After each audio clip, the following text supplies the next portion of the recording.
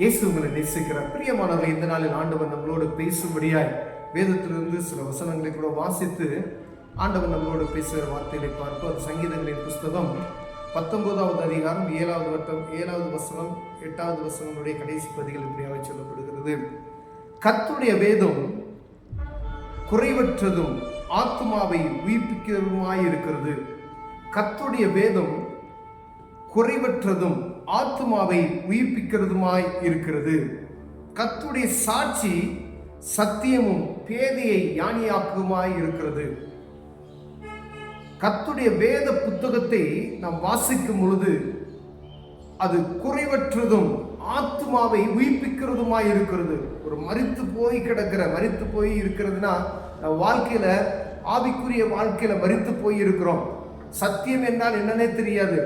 ஒரு சாதாரணமான ஒரு சூழ்நிலை இருக்கக்கூடிய ஒரு மனிதனுக்கு இந்த வேத புத்தகத்தை வாசிக்கும் பொழுது குறைவற்றதும், ஏதோ ஒரு வாழ்க்கையில ஒரு குறைவு போல காணப்படுகிற கரையெல்லாம் போய் அவனை எல்லாவற்றிலும் தேறினவனாய் குறைவற்ற ஆத்மாவை உயிர்ப்பிக்கிற, அந்த ஆத்மாவை உயிர்ப்பிக்கிறதுமாய் இருக்கிறது என்று சொல்லப்படுகிறது. கர்த்தருடைய சாட்சி சத்தியமும் பேதையை ஞானியாக்குவதுமாய் இருக்கிறதாம். வேதத்தை நம்ம வாசிக்கும் பொழுது ஆண்டவருடைய சாட்சிகள் பேதைகளை ஞானிகளை ஆக்குறதுமாய் இருக்கிறது என்று சொல்லப்படுகிறது. பிரியமுள்ளவரே, இந்த வேத புத்தகத்தை வாசிப்பதற்கு, அவரை தியானிப்பதற்கும், இந்த ஆண்டவருடைய வார்த்தைகளை நாம் கேட்பதற்கும் அவ்வளவு இன்பமாய் இருக்கும் என்று தாவீது ராஜா எழுதி வைத்திருக்கிறார். அவருடைய கர்த்தருடைய மகிமை எப்படி இருக்கும் அப்படின்னு சொல்லி பாருங்க. கர்த்தருடைய கற்பனை தூய்மையும் கண்களை தெளிவிக்கிறதுமாய் இருக்குதா. கர்த்தருடைய கற்பனைகள் பார்த்தீங்களா, ஒரு மனிதனை தூய்மைப்படுத்தி அவனை பரிசுத்தமாய் மாற்றுகிறதுக்கான வழியை அவருடைய கண்களை தெளிவுபடுத்துகிறதுமாய் இருக்கிறது அப்படின்னு போட்டிருப்பாரு. கர்த்தருடைய கருத்திற்கு பயப்படுகிற பயம் சுத்தமும் என்றென்றைக்கும் நிலை நிற்கிறதுமாய் இருக்கிறது. கர்த்தருடைய நியாயங்கள் உண்மையும் அவைகளை அனைத்தும் நீதிமாய் இருக்கிறது.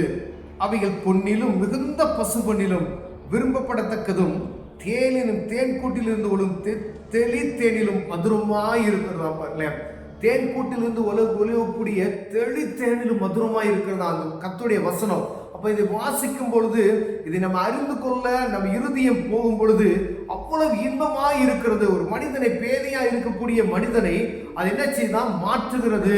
அவனை சுத்தமானாய் மாற்றுகிறது. அவருடைய கற்பனைகள் பரிசுத்தமாய் மனிதனை மாற்றுகிறது. அவருடைய வார்த்தைகள் அவ்வளவு இன்பமாய் இருக்கிறது. நீதி உள்ளது ஒவ்வொன்றும். அந்த வசனத்துக்கு நம்ம எவ்வளவு முக்கியத்துவம் கொடுக்கிறோம் என்பதை பார்க்கும்படி ஆண்டவர் உங்களோடு என்னோடு பேசுகிறார். பிரியமானவர்களே, ஒருவேளை இந்த வேத புத்தகத்தை அநேக முறைகள் நம்ம வாசிப்பது கிடையாது. ஒருவேளை எத்தனை பேர்கிட்ட நம்ம வேத புத்தகம் இருக்கு, ஆனா வாசிக்கிறது கிடையாது. ஆலயங்கள்ல அநேக இடங்கள்ல சொல்றாங்க, வேத புத்தகத்தை எடுத்துட்டு வரீங்களா அப்படின்னு கேட்கிறாங்க. அநேக இடங்கள்ல சொல்லப்படுகிறது. ஆனா ஒவ்வொரு தனிப்பட்ட மனிதனுக்குள்ளும் வேதத்தை வாசிக்க வேண்டும் என்கிற உணர்வு நமக்குள் வரணும். இந்த வேத புத்தகத்தை வாசித்தால் மாத்திரமே நாம் தெளிவடைய முடியும். ஆண்டவருடைய வார்த்தையை அறிந்து கொள்ள முடியும்.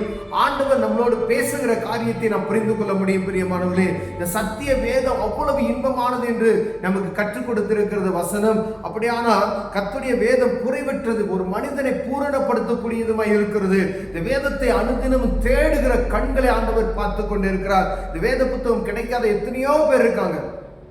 அவங்களெல்லாம் நினைச்சு பாருங்களேன், அவங்களுக்கு இன்னும் சத்தியம் போய் சேரல, அவங்களுக்கு சுவிசேஷம் ஒன்றும் போய் சேரலன்னு நம்ம சொல்றோம். ஆனா இந்த வேத புத்தகம் நம்ம கையில இருக்கு. ஆனா இதை வாங்கி வைத்துக்கொண்டு எத்தனை பேர் ஒரு தடவை படிச்சிருக்கோம், எத்தனை பேர் 2 தடவை படிச்சிருக்கோம், எத்தனை பேர் படிக்கவே இல்லை. பைபிள் இருக்கு, ஆனா அதை படிக்காம வச்சிருக்கோம். பார்த்தீங்களா, ஆண்டவர் வரும்பொழுது நம்ம கிட்ட கணக்கு கேட்பார். பிரியமானவர்களே, ஒருவேளை உங்க வீட்டுல பைபிள் இருக்கு, ஒருவேளை நான் ஆண்டவரை அறிந்து இருக்கிறேன், நான் கிறிஸ்துவ குடும்பத்துல இருக்கிறேன், இந்த பைபிளை நான் வாசிக்கவே இல்லை அப்படின்னு சொல்லி ஒரு நாள் ஆண்டவர் கணக்கு கேட்கும் பொழுது அங்க போய் கையை கட்டிட்டு நம்ம குற்றவாளிகளை நிற்காதபடிக்கு ஆண்டவர் நம்மளோடு பேசிக் கொண்டு இருக்கிறார். பிரியமானவர்களே, ஒவ்வொரு நாளும் இந்த புத்தகத்தை வாசிக்கணும். ஒவ்வொரு நாளைக்கு ஒரு அதிகாரம் வாசிக்கணும். நம்ம கண்களை தெளிவிக்கிறது, பேதைகளை ஞானிகளாய் மாற்றுகிறது. இதை நீங்க வாசிக்க தேனிலும் அது அவ்வளவு ருசி உள்ளதாக இருக்கும் நம்ம ஆத்மாவுக்கு.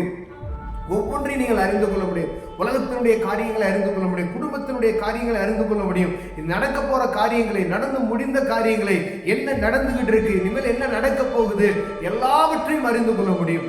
ஒருவேளை ஒரு அதிகாரியா இருக்கப்பட்ட மனிதன் ஒரு அதிகாரத்துல இருக்கும்போது அவங்க படித்து அதுல இருந்து வரக்கூடிய காரியத்தை நீங்க இங்க படிக்காம இந்த வேத புத்தகத்தை வாசித்தா மாத்திரமே ஒரு நீதிபதி எப்படி இருக்க வேணும், ஒரு ராஜா எப்படி இருக்க வேணும், ஒரு குடும்ப தலைவன் இப்படியாக இருக்க வேணும், ஒரு போதகர் இப்படியாக இருக்க வேணும், எல்லாவற்றையும் ஆண்டவர் இதுல தெளிவா எழுதி கொடுத்திருக்கிறார். பிரியமானவர்களே, இந்த வேதத்துக்கு நம்ம எவ்வளவு முக்கியத்துவம் கொடுக்கிறோம் என்பதை பார்க்கும்படியாய் ஆண்டவர் பிரியப்படுகிறார். ஒருவேளை உங்ககிட்ட வேத புத்தகம் இருக்கு, நான் வாசிக்கிறேன் மட்டும் சொல்லிடாதீங்க.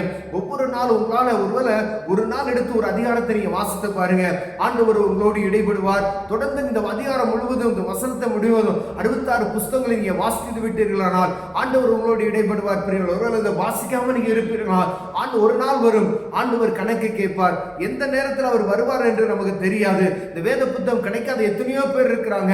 ஆனா நமக்கு கையில ஆண்டவர் கொடுத்து வைத்திருக்கிறார். இந்த வேத புத்தகத்தை வாசிங்க, ஆண்டவர் உங்களோடு இடைபடுவார். கண்களை மூடுவோம், ஜெபம் செய்வோம். அன்பின் தகப்பனே, ஆண்டவரே, சத்தியம் எவ்வளவு இன்பமானது என்பதை நாங்கள் இந்த வேத வசனங்கள் வாசிக்கிறோம். ஆண்டவரே, உமது நீதி, உமது கற்பனைகள் எல்லாவற்றையும் எழுதி கொடுத்திருக்கிறீங்க ஐயா. ஆண்டவரே, இந்த ஒரு வசனத்தின் நிமித்தம் நாங்கள் அறிந்து கொள்ள முடியாது. இந்த வேதத்தை வாசிப்பதற்கு எங்களுக்கு ஞானத்தை தாங்க. அதற்கான ஆண்டவரே அந்த ஒரு இன்ட்ரெஸ்ட் ஆண்டவரே எங்களுக்குள்ள வரணும் முடியாது. இந்த வேத புத்தகம் பரிசுத்தமுள்ள வேத புத்தகத்தை வாசிப்பதற்கு ஆவியானவர் எங்களுக்கு கிருபை பாராட்டி நாங்கள் ஜெபிக்கிறோம். இயேசுவின் நாமத்தில் பிதாவே, ஆமென்.